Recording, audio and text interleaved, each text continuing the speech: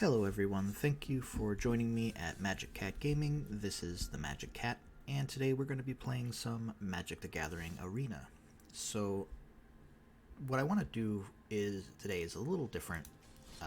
What we're going to be doing is what I'm going to call an exploration series. So every time I do a video, it's going to be on a different color pair, color triad, straight color. The idea is we're going to explore all the different options that Magic the Gathering has for us in Standard right now. And today we're going to start with Golgari.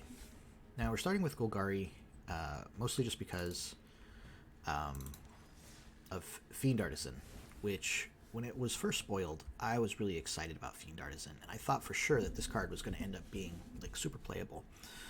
Unfortunately, it turns out there's not actually that many really good ETB effects, and so the kind of deck that a pod deck would build, which is what this guy kind of evokes, is a birthing pod style list. For those of you who don't know, birthing pod was a card from way back in the day that would let you sacrifice your creatures to search for one with a slightly higher converted mana cost. This one works a little differently because it doesn't require you to go up the chain. It just requires you to have a creature to sacrifice to go find another creature, and the limit is your mana rather than CMC. And that CMC stands for converted mana cost. So it does function differently from pod in a lot of ways, but what is more important is that it's also like a little mini Lurrus. And for those of you who don't remember, Lurrus was a creature that got stronger for each creature card in your graveyard. So Fiend Artisan does some fun stuff, and so this deck is designed to take advantage of Fiend Artisan. So there's a slight self-mill idea. There's a couple of Malakir Rebirths just to get back key cards like a Fiend Artisan or Lurrus, make them harder to kill. And then we do have some silver bullets that we can search up with our Fiend Artisan. Not really anything super special. We've got a Goremand. This guy is great if we need our opponent to sacrifice a creature, or if they've got a hexproof threat we can't really deal with. We got Umori the Collector. This is kind of like we're already winning the game, let's go find something that's going to make us win it faster card. There's two Polukranoses. The reason there's two is because basically it's just a really, really good card in this kind of matchup, because it's not a dead card if it goes to the graveyard. It's also our primary source of removal, in the sense that we don't actually run very much, if any, other removals. So being able to fight creatures off the board is going to be pretty relevant for us. Now, our only other piece of removal, if you're going to even call it that, is Kaervek the Spiteful. We've got one of those, and he gives other creatures -1/-1, and so that ability to mess with combat is really good. And Fiend Artisan, he can't do it at instant speed, but he can do it, before your combat steps. So you can, if you're willing to tap down your Fiend Artisan and, sack one of your attackable creatures, then you can go search up Kaervek, and that'll really mess with the combat math, because all of your opponent's creatures are going to be smaller than he was expecting. Now, we've got great creatures to sacrifice to Fiend Artisan. The first being Skyclave Shade. This is a great creature to sacrifice to Fiend Artisan because it comes back on its own. All you have to do is play a land, and boom, you can recast it from your graveyard. So Skyclave Shade, great card, and even better than that is that in the late game, you can bring it back as a bigger creature via the kicker. And a 5/3, is nothing to sneeze at. Like, there's not a lot in the format right now, other than like the Titans themselves. The Rakdos Titan or the Blue-Green Titan got banned, so you're not going to be seeing him. But Skyclave Shade, when kicked, can fight its way through most board states. Most of the cards that people are playing right now can't stop him, which is another reason why we play Polukranos, because it is actually one of those cards that is just big enough to stop everything in the format right now. We've got Woe Strider as a 2/of. Woe Strider is there to give us some value, another way to fill creatures in the graveyard. And of course, another creature that comes back on its own. The escape mechanic is kind of essential to fighting rogues. This deck is really good against rogues anyways, but in the most cases, because you need a way to empty out your graveyard. Now, we've got 4 Calls of the Death Dweller and 4 Village Rites. Now, Village Rites, obviously, the way we want to use this card is to blank their removal, which is to say, if they try to target one of our creatures, like a Fiend Artisan, with the kill spell, we want to say, no, we draw 2 cards instead, and you know, use it to fuel our spell, because that creates kind of a tempo advantage on our part, because they still get the effect of what they were going for, which is that the creature's dead, but we get to replace it with 2 cards in our hand. And because of the way our deck's set up, all of our key pieces, which I would define as the Lurrus and the Fiend Artisan, we can get, and to a lesser extent the Polukranos, we can get those back without... we can get those back with other cards in the deck, so we don't have to worry so much about losing them the first time. Now, we do want to avoid stuff being exiled, and that's the other purpose of Village Rites. If they're going to exile our stuff, we want to Village Rites 100% of the time if we can. If we've got it up, we're going to Village Rites to prevent stuff from getting exiled, because that's the worst for us, because it doesn't power up our Fiend Artisan. We can't get it back. We definitely want to make sure the Skyclave Shades don't get exiled. We want to make sure the Fiend Artisans don't get exiled. We want to make sure Polukranos doesn't get exiled. So... with that said, we've also got 3 Agadeem's Awakening. Agadeem's Awakening is an essential card, I think, in this style of deck, because with enough mana pumped into it in the late game, we can get back literally everything, because Polukranos is a 4 mana cost creature. It takes 6 to get it back from the graveyard, but not if you're using Agadeem's Awakening. It takes 7, and you're also getting a 3, a 2, and a 1-drop, ostensibly. Well, there's no 1-drops in the deck, though. So you're just getting back a 3 and a 2. So you get back your Lurrus, you get back a, Polukranos, you get back... a Skyclave Shade or a Scavenging Ooze or a Fiend Artisan, any of those is a good pick. Or you could get back, whatever happens to be in your graveyard. And, that kind of a 3-for-1 that Agadeem's Awakening provides is just really backbreaking in the late game, especially with this style of deck where all of your cards are generating a lot of advantage. Because there's every chance that Lurrus comes back and then he just brings back every other 2-drop that's in the graveyard over the next couple of turns. Now we've got, for the lands, we've got 2 Castle Locthwain. I don't think you can play black right now without including at least a single Castle Locthwain, depending on how much black is in the deck. These guys are essential to the late game where, against the control matchups or even against the mid-range, where you have to be able to get those extra cards. Otherwise, the other decks will have that card advantage, and they will bury you in it. And that's no good. So we got to make sure that we have our own answer to that. We've got 4 Temples of Malady. The ability to scry is not to be underestimated, and as we pointed out, we don't have a turn 1 play, so a turn 1 Temple or a turn 1 Indatha Triome is absolutely a fine play. We do have the Triomes in the deck, both because, not because we're actually running white. It could have been any of the Triomes that have black and green. I just happen to have a full play set of Indatha, so I went with that. But the main purpose of this is to have a land that can be cycled in the late game. So if you're at 4 or 5 lands already, and you've got an Indatha Triome, that's the point where you might start thinking about maybe instead of playing it out, cycling it instead, depending on what the board state is, what you're up against. Like against a control matchup, you probably want to cycle it and try to get more fuel. Against aggro, maybe just play it out just to make sure that you can play every card in your library, or that you can cast the fully powered up Agadeem's Awakening. Like I said, it's really going to be situational. That's the kind of heads up magic skill that you can't really tell people what to do ahead of time, because who knows what situations are going to cause you to make a different decision. And then lastly, 4 Fabled Passages, because being able to dig out the cards you need when you need them is important. Every good Magic deck has something like that, so... let's go ahead and we're going to jump into some games here, and we're going to do something a little different today compared to the rest of the videos I've made, which is that we're going to be playing the ladder. We're playing the ladder for 2 reasons, primarily. One, I think you get a better class of opponent in the ladder, which is to say these are people that are going to be trying. They're not just going to concede because they didn't get the hand they wanted, and you get fewer rage quits, I think. Maybe not so much at the bottom of the ladder, but I think people try to fight it out till the end a lot more. Okay, so now this is an interesting 7. We've got a good mix of lands and spells. We've got the Malakir Rebirth, which can be an extra land if we need it. We've got the Scavenging Ooze, which also kind of semi-combos with the Mire Triton. We can eat our own graveyard against control if we need to. But we're going to go ahead and keep it. And the reason we're keeping it is because Indatha Triome makes Castle Locthwain an untapped land. And we're going to lead with the Triome for that reason. So now next turn we can cast our Ooze, we can cast our Mire Triton. We're going to cast the Mire Triton, and doubly so now because they're going to have a 0/4 wall. And the Death Toucher just does not care about that wall. He's going to say, nom nom nom wall, let me eat that wall. Alright, and we hit the Woe Strider. See, that's the kind of stuff we want to hit with our self-mill, is stuff that we can then bring back for value.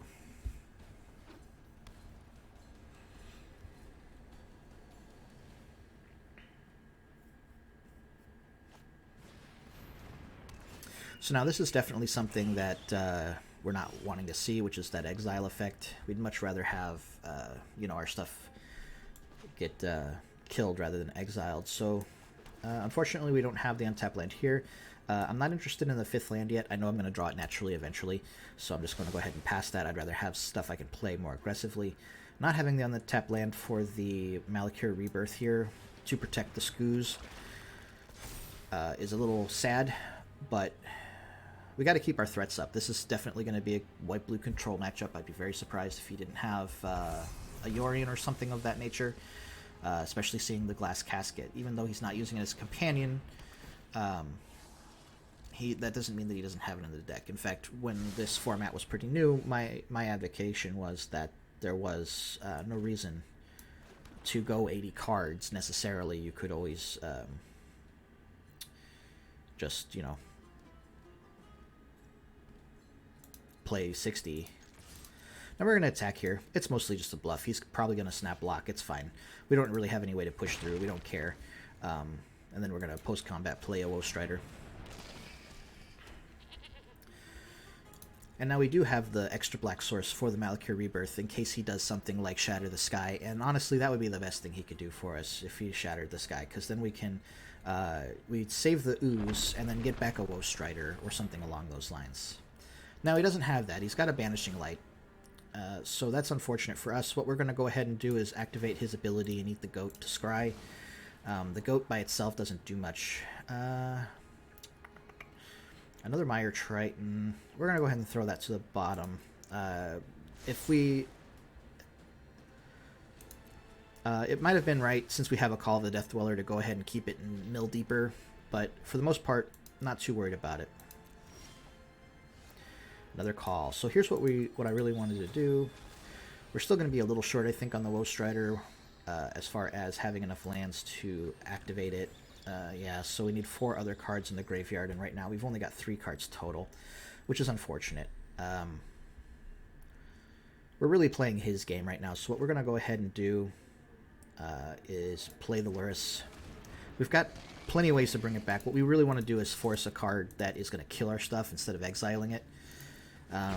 We may not see it, honestly. His deck seems to be really well built for that, and he could start, you know, bouncing things at any point.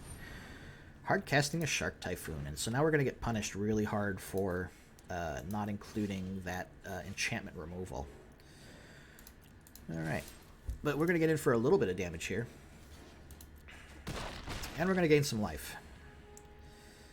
And there's always the possibility that we're going to actually get something relevant here somewhere along the way. Getting a Polukranos or something along those lines might be really helpful. The reality is he likely has more removal, which is what I was about to say. He's going to banish the Lurrus, and that's fine. Yeah, there's not much we can do when they put our graveyard-centered deck around a deck against a deck that, you know, just gets a bunch of stuff exiled. Like, this is a really bad matchup for us, and that's fine. There's always going to be something that you're going to be cold to. You know, not much you can do about that. So this might seem a little weird, attacking in here. We want him to eat one of our Skoozes because we absolutely want to get our Woe Strider back.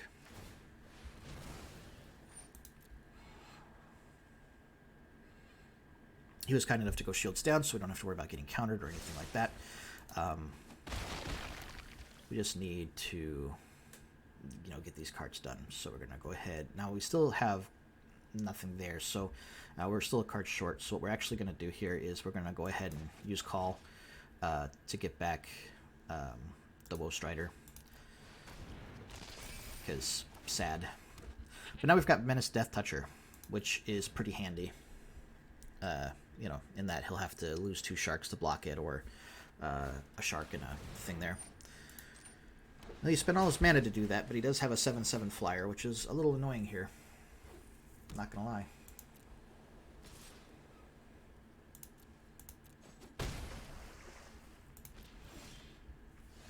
Alright, we got the Lurrus so we can get back our Skoos. What we're going to go ahead and do is just attack in with everything. There's really no reason to hold back on anything at this point. He's just now realizing the menace, but that's fine. So we're going to go ahead and activate Sacrificing the Goat. Yeah, we don't need another. And we're going to go ahead and move to damage. He's taking that one on the chin. That's fine. We're going to play our Lurrus. And we're going to get back a Scooze.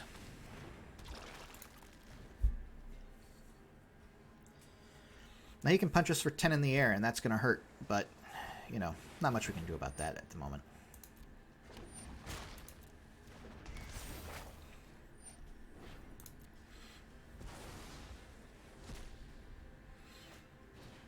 And another Banishing Light. Yeah, okay, 3 Banishing Lights, a Glass Casket, and an Elspeth's Conqueror's Death. There's not much that this particular style of deck can do against that kind of removal. Maybe if we had more sacrifice effects, like some kind of, you know, Into the Oven or something like that, just to keep things moving smoothly and keep stuff in the graveyard as opposed to exiled. I see these cyclings are kind of why it's there, but obviously we can't get anything relevant. We're just going to go ahead and concede because we're dead in the air next turn.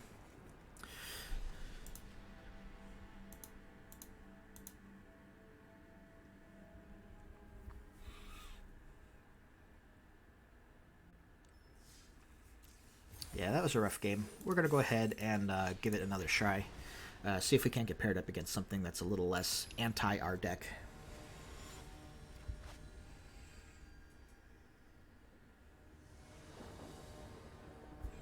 Plus, we also didn't see our Fiend Artisans, and we didn't see our Polukranos. But now we've got them, so let's go ahead and run with this.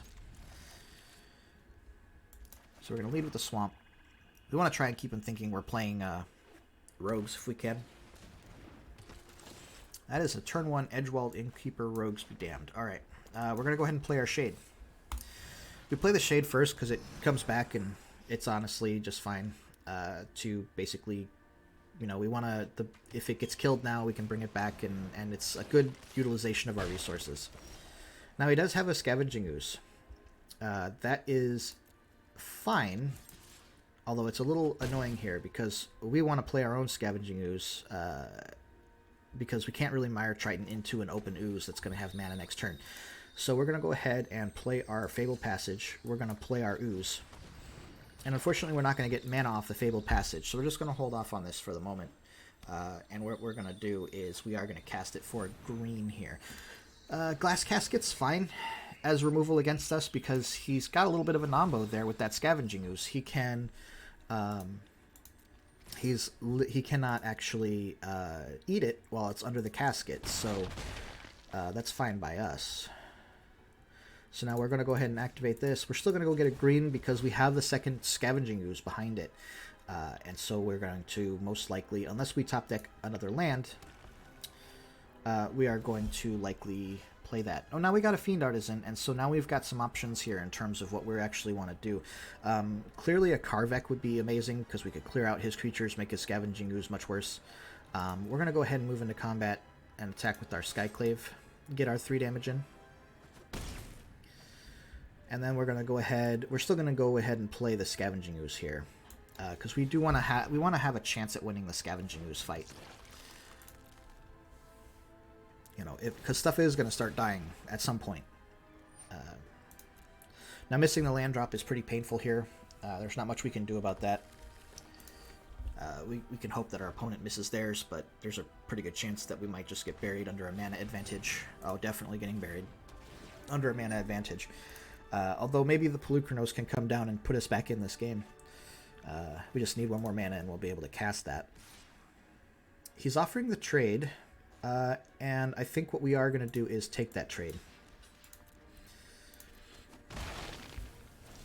And absolutely happy to do that because that lets us turn on all of our cards here. So now we're going to go get a Swamp because we don't have any more forests to grab. And we're going to go ahead and play this Polukranos.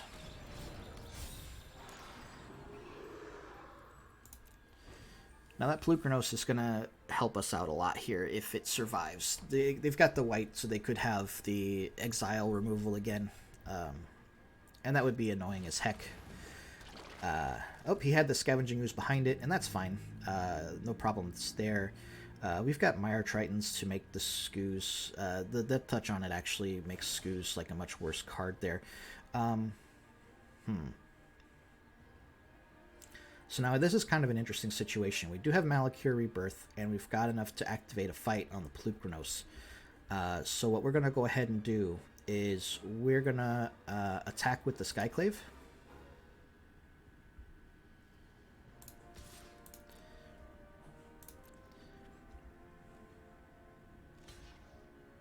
And I thought that might be the case. So since he's going to do that, what we're going to do is we're just going to fight it now.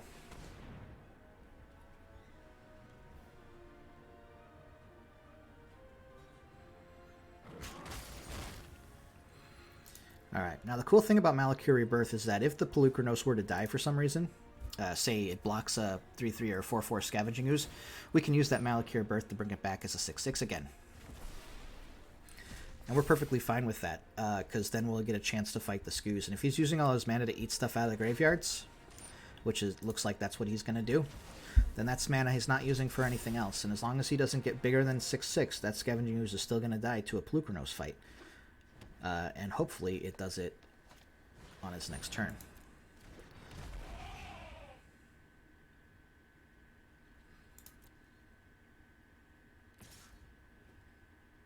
Alright, so we're going to pass the blockers, we're going to block.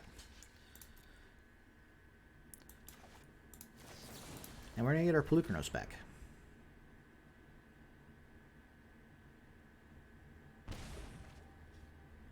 We're going to try to. We're going to see if he actually understands how this whole thing works. There is a slight window where he can eat it, which is unfortunate.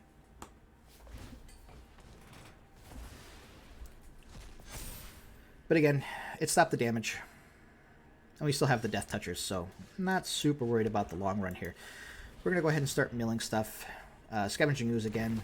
He managed to get all of ours. We are in a rough spot here as far as that goes, but we've got the Fiend Artisan. And that's going to let us search for stuff, like I said, including Goremand if necessary.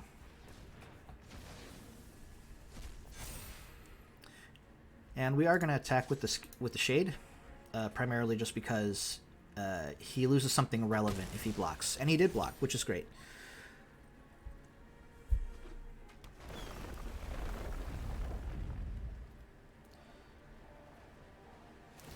And so now he can't actually attack with the Skoos because he really needs it to keep, killing our stuff that comes back. Which means he does attack with the Mammoth alone, which means that I can go ahead and block and kill it with the Death Touch, which is great.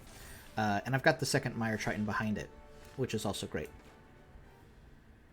Now, another option is to use Skyclave Shade to go grab the Kaervek. The problem with that is, A, I don't have enough mana, so I would need to probably do something else anyways. What we're going to go ahead and do is play the Mire Triton.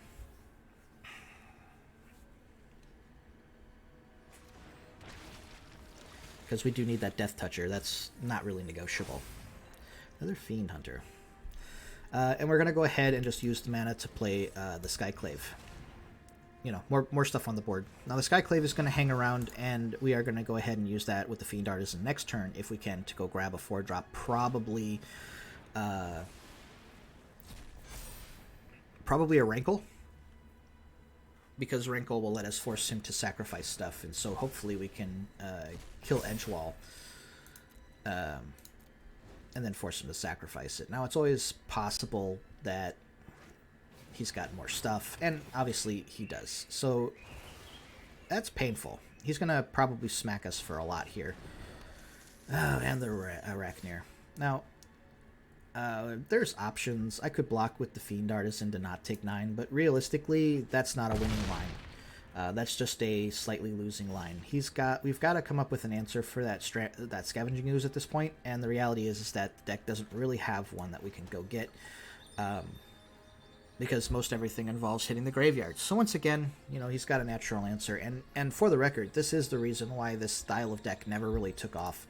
There's just so much hate for it right now, just by default, because of all of the cards that utilize the graveyard. This style of deck, and we're completely out of basics at this point, so it's kind of a waste. We're just going to go ahead and concede here. We don't have anything that we can really do that's relevant. Yeah. So that's Golgari. Like I said, not exactly a great showing, but I wanted to illustrate the way that the deck would kind of function, and it just didn't really work. Now, you could probably tune it better with a little bit of extra removal, but every piece of removal that you put in the deck is removing from the deck's primary game plan. And so I'm not sure how much you could do that before at some point you just ended up in a rock style list like the one I was running before, which does work pretty well. Anyways, if you like this, video, please go ahead, like and subscribe. Any of that stuff helps. So thank you for your time and have a very nice day.